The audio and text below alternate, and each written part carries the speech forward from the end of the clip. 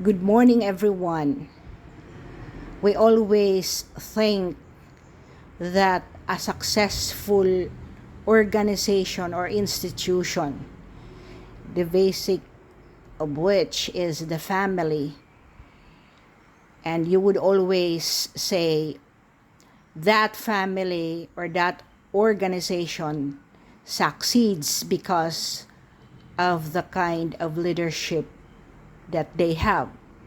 So, probably nakuha mo yung leadership mo sa tatay mo o sa nanay mo o sa mga ate at kuya mo who are able to exemplify leadership in their lives.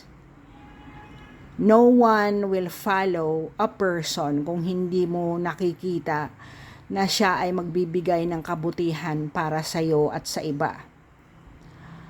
So, these are the books that taught me kung paano maging leader muna sa sarili mo at sa puso mo. Because leadership does not emanate from intellectual capacity. Ang leadership nagmumula yan sa ating puso to serve others.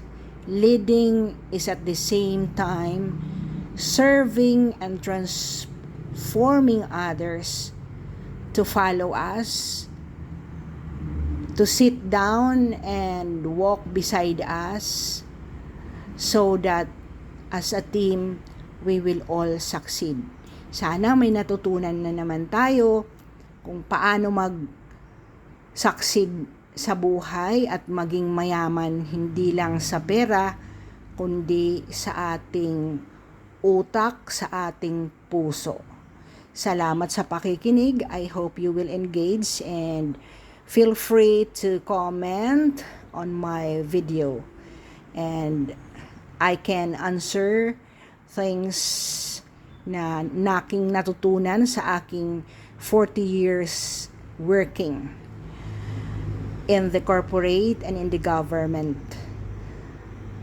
God bless everyone.